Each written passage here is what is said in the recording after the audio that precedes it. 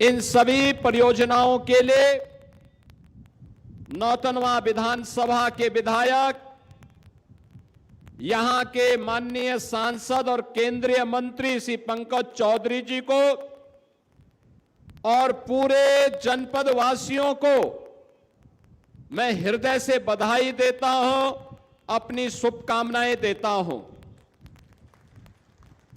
बहनों और भाइयों, भारत और नेपाल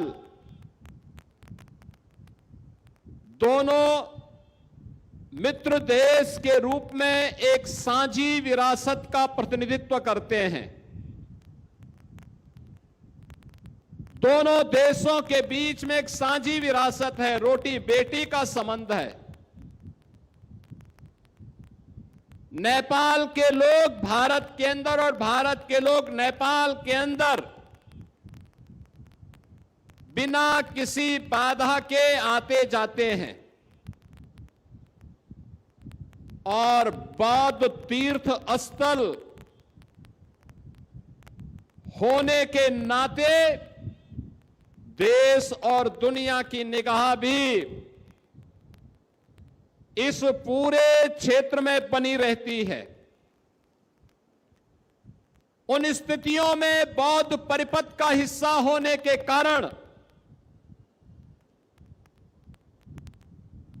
दो देशों के सीमावर्ती क्षेत्र का हिस्सा होने के नाते सुरक्षा के लिहाज से भी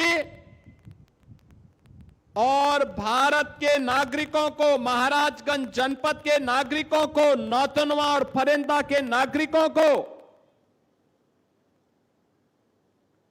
कहीं भी विकास के पैमाने पे अपने आप को, कहीं भी उनको अपने को पिछड़ा महसूस होने की नौबत ना आने पाए और नेपाल का भी कोई हमारा मित्र देश का नागरिक भी अगर अपने किसी कार्य के लिए अपने रिश्तेदारी में, नातेदारी में इस क्षेत्र में आता है, उसको भी आने जाने में परेशानी न हो, इसके लिए विकास अत्यंत आवश्यक है। और उन्हीं कार्यक्रमों की दिशा से एक बार फिर से मुझे आपके बीच में आने का अवसर प्राप्त हुआ है। मैं इसके लिए ऋषि त्रिपाठी जी को, भारतीय जनता पार्टी के सभी कार्यकर्ताओं को हृदय से बधाई देता हूं और उनको धन्यवाद भी देता हूं। आज बहनों और भाइयों, विकास की जो एक प्रक्रिया है, ये बिना रुके, बिना डिगे, बिना थके अनवरत चलेगी। बिना रुके, बिना डिगे, बिना थके और बिना झुके चलेगी। इस बात के लिए आश्वस्त करने के लिए आज मैं आपके पास आया हूं। भारतीय जनता पार्टी 1980 में बनी। भारतीय जनता पार्टी बनने के बाद पहली बार नौतनवा में भारतीय जनता पार्टी के सहयोग से नौतनवा विधानसभा सीट पर कमल और भारतीय जनता पार्टी के सहयोगी प्रत्याशी की विजय हुई। मैं इसके लिए नौतनवा विधानसभा क्षेत्र की जनता का हृदय से आभार व्यक्त करता हूं और उनके उसी कर्ज को भुगतान करने के दिशा से जो भी प्रस्ताव मेरे पास यहां के लोकप्रिय विधायक के द्वारा और लोकप्रिय सांसद जी के द्वारा दिया जाता है, मैं उसको तत्काल स्वीकृति देता हूं और नौतनवा विधानसभा क्षेत्र विकास के पथ पर तेजी के साथ आगे बढ़ता है।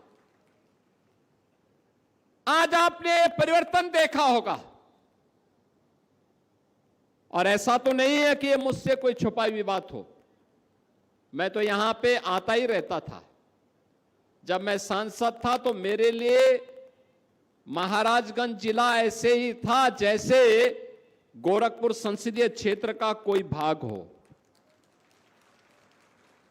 कोई भी समस्या होती थी, यहां पे आंदोलन करने के लिए मैं आपके बीच में हमेशा उपस्थित रहता था। भारतीय जनता पार्टी के कार्यकर्ता और हिंदू या वाहिनी के कार्यकर्ता हमेशा आपके हितों के लिए लड़ते हुए दिखाई देते थे। बहनों और भाइयों, और इसीलिए यहां की एक एक समस्या को हम जानते हैं। याद करिए 2017 के पहले इंसेफ्लाइटिस की बीमारी एक महामारी के रूप में यहां के नौनिहालों को समय काल कल्पित कर देती थी। स्वास्थ्य की सुविधाओं का कोई पुरसा हाल नहीं था। अव्यवस्था और अराजकता का सा वातावरण था। सरकारी संपत्तियों पर और गरीबों की संपत्ति पर जबरन कब्जा कर दिया जाता था और वर्ग विशेष के लोग सरेआम गौ हत्या करते थे। बेटी की सुरक्षा पर सेंध लगाते थे। विकास के कार्यों में डकैती डालने का काम करते थे। किसान बेहाल था,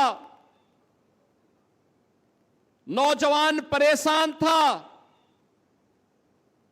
बेटी असुरक्षित थी। नौकरी और रोजगार के अभाव में यहां का नौजवान प्लान करने के लिए मजबूर हो जाता था।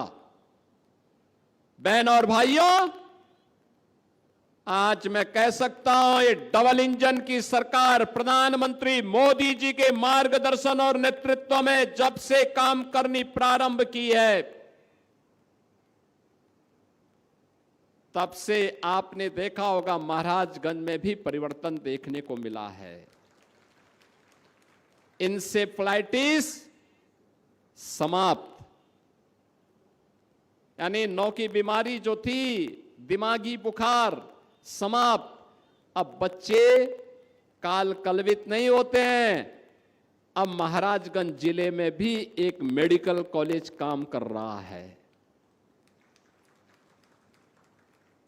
गोरखपुर और महाराजगंज के बीच में जोड़ने के लिए हम तरसते थे कि 2 लेन की सड़क ही हो जाती तो हम भी आसानी से नौतनवा पहुंच जाते, फरेंदा पहुंच जाते, महाराजगंज पहुंच जाते, चौक पहुंच जाते, सिसुआ पहुंच जाते। श्याम देरवा और घुगली और पनियरा तो ये गोरखपुर संसदीय क्षेत्र के ही हिस्से हुआ करते थे। बहनों और भाइयों, तब सड़कें गड्ढों से युक्त थी, बिजली नदारद थी, माफिया हावी होते थे, गरीबों की संपत्ति पर, सार्वजनिक संपत्तियों पर कब्जा कर देते थे। आज आप देख रहे होंगे गोरखपुर से सोनौली का मार्ग 4 लेन का है, पूरा 4 लेन का बन रहा है। बहुत शीघ्र बहुत अच्छा मार्ग बनेगा, कहीं जाम नहीं। जिस दूरी को पहले 2 घंटे पूरा करने में लगते थे, ये पूरा होने दीजिए, 45 मिनट से लेके 50 मिनट में इस दूरी को आप पूरा कर देंगे, नौतनवा से लेके गोरखपुर की दूरी को। गोरखपुर में बाईपास बन रहे हैं, एक बाईपास बन चुका है।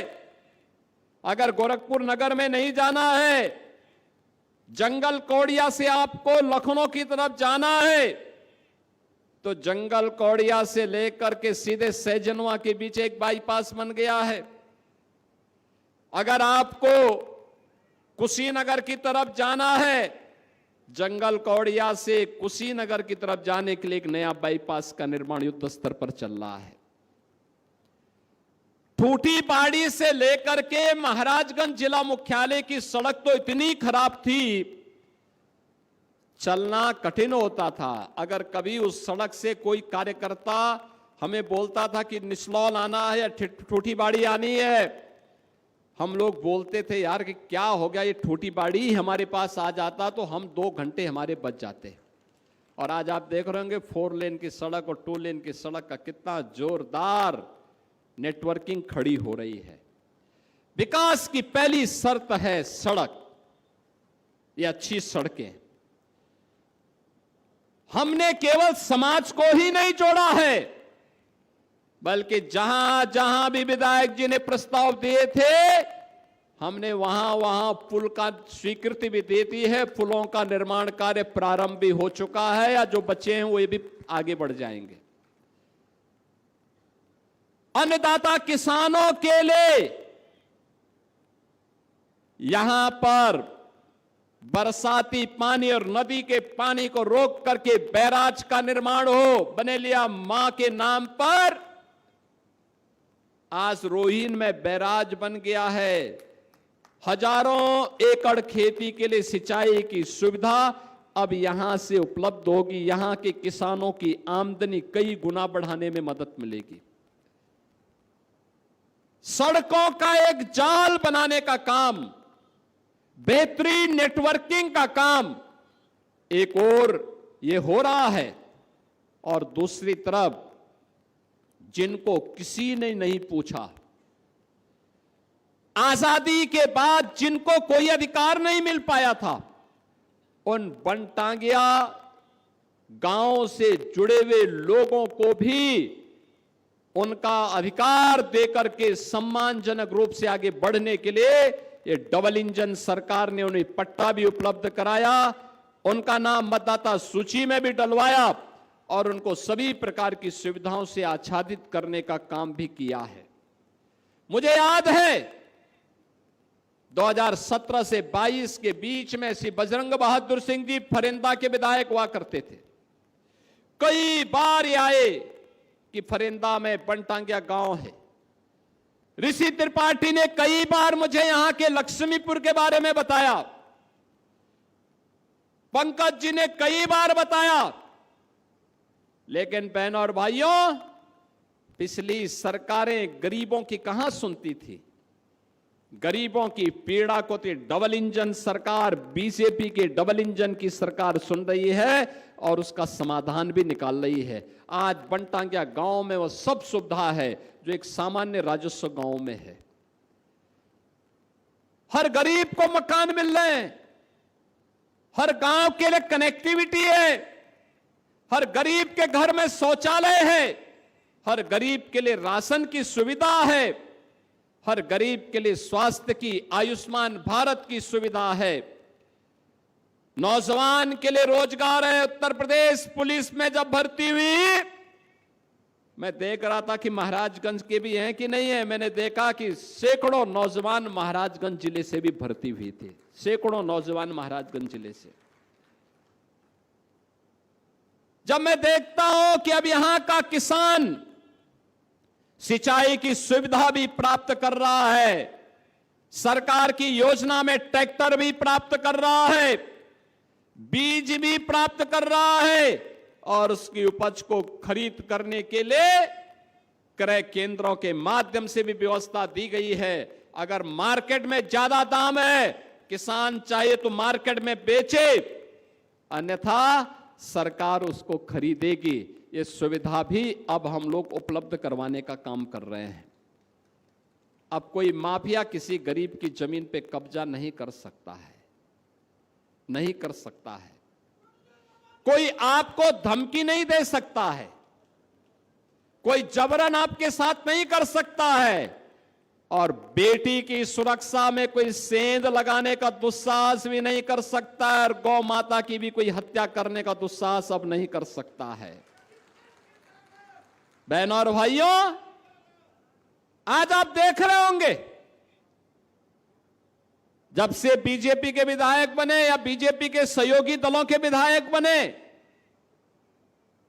इन सभी जनप्रतिनिधियों ने अपनी अपनी विधानसभा में कई मंदिरों का सुंदरीकरण का काम भी करवा लिया।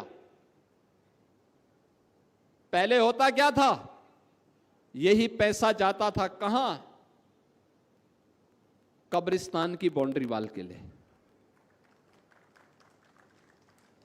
कब्रिस्तान की बाउंड्री के नाम पे करोड़ों रुपया चला जाता था। आज वही पैसा, हमने कहा पहले मंदिर में लोग जाते हैं, मंदिरों की सुंदरीकरण के कार्य में पैसा लगना चाहिए।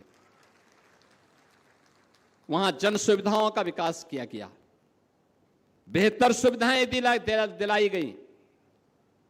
विकास के कार्यक्रमों को तेजी लाने का कार्य किया गया। विकास आज सिर चढ़ करके बोल रहा है और ये काम तब संभव हो पाया। मैं लाख चाहता कि बनेलिया माई के स्थान पर, बनेलिया माई के नाम पर रोइन में बैराज बन जाए।